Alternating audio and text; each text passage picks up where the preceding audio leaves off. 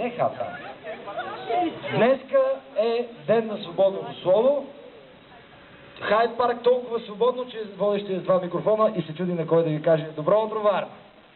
Така, ти като млад човек, като човек, който живееш тук и като нашия другия 37 годишния, тебе да те попитам, тъй като си жена, кое е най-важното за тебе, на което искаш да се промени, да ти даде повече сили, повече увереност, да се чувстваш по-щастлива и спокойна?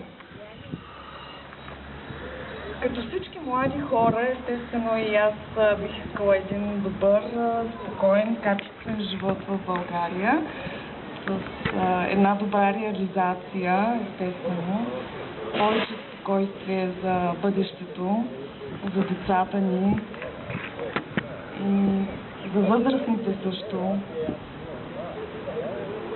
Това е. И като казахме възрастни, за родителите си мислим като за децата. Да, естествено. И те заслужават един добър, спокоен живот. Като швейцарски модел за индексацията на пенсията. Да. Примерно. Съвсем така излезе изкочи. Добре, благодаря ти много.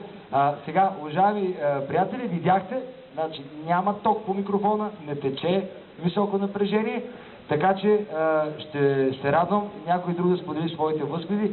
Сега тук има един мъж на хубава възраст с колело. Хубава възраст, казвам. За тебе говоря. Защо се оглеждаш? Няма друг. Не за теб. Не колело. Здравей, какво намираш в удоволствието от колезенето? Я кажи. Колезенето имам нови стари, разобедрени и сега в момента ги разработвам. И ви пожелавам успех от името на нашата партия. Благодарим ти, да. Госпожата, заповядайте. Искам господата, които се кандидатират тук за парламентаристи, искам да ги питам, колко пари се усвоиха в град Варна, европейските? Защо на последното заседание дори кмета ни благоволи да слезе, само областния управител? Вие като кандидати, какво правите? Искате само да вземете местата в парламента или вършите нещо? Отговорете, как сте толкова ербаб. Кой ербаб ще отговори само? Кой? Значи, доколкото разбирам, въпросът ви, госпожо, беше за европейските пари в България, защо във Варна, защо ги няма, не се виждат къде са, нали? Напротив, изобщо не са кандидатства. Изобщо не се кандидатства. Да. Господин Янев, кой ще... Я да кажа, ще ви кажа. Да чуем и какво ще Не ни ми е кажете. работа, не съм от кандидатите, но като човек, който се е занимавал с миналите политика, ще ви кажа просто. Защото в община Варна, още с началото на този процес, не се създадаха подходящите условия, чисто организационен план, на първо място и на второ място с подходящите хора, които да могат да разработват, да кандидатстват и да участват в управлението на проекти.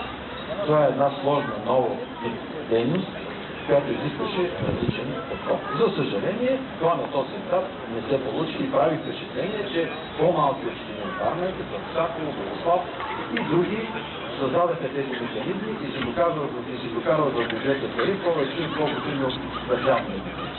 Да се надяваме, но този въпрос няма да касае госпожа пряко кандидатите на народни представители, защото въпросът за усвояването на средствата от общините е въпрос на общинското управление. Този въпрос ще го зададете на кандидатите за кметове с около. Те трябва да го отговорят. Като дойдоха пари, Че нищо не се прави, е ясно, за това сме се събрали да започнем да го правим. Да дойдат парите в България. А кметовете трябва да направят. хората в общината бяха на заседание, кмета ни благоволи да дойде. Сега ние не можем да говорим за кмета. Не разбирате. Добре, И така, скъпи гости, уважаеми варненци, днес е деня на свободното слово в нашия импровизиран хайд парк на Черноморска Раковина.